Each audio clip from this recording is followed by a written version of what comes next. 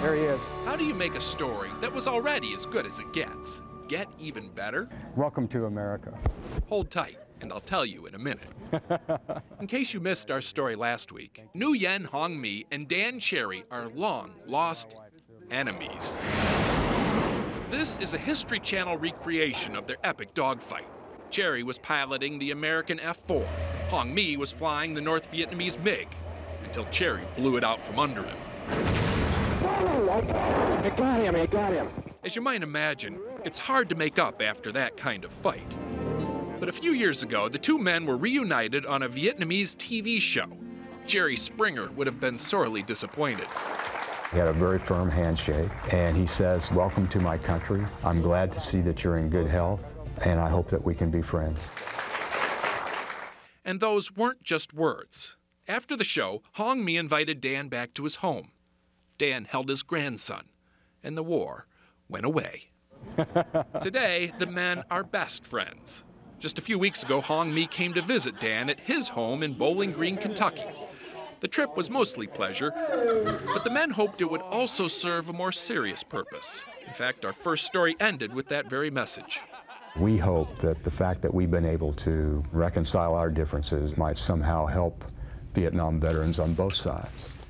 Although I didn't know it at the time of our interview, Dan and Hong Mi actually had one particular veteran in mind, someone they thought they could especially help. For the last 37 years, John Stiles has been trying to forget Vietnam. He says his case of photos is hidden up here for a reason. It brings back uncomfortable memories. In January of '72, John was flying reconnaissance missions when his plane was shot down. He always thought it was ground flak that got him, but Hong Mi had evidence to the contrary. Most notably, that round red medal. That means that he had shot somebody down. And that was you. Yeah.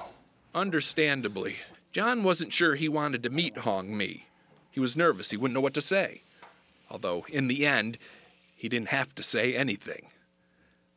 The two men just looked at each other, until finally, once again, the war went away. It's this huge release of weight I don't have to carry around anymore. I mean, it's gone. And it was wonderful. It was just absolutely wonderful. So. Over the next few hours, they talked about planes, toasted their grandchildren, and showed war for what it often is, a disagreement between friends who just haven't had a chance to meet. Steve Hartman, CBS News, New York.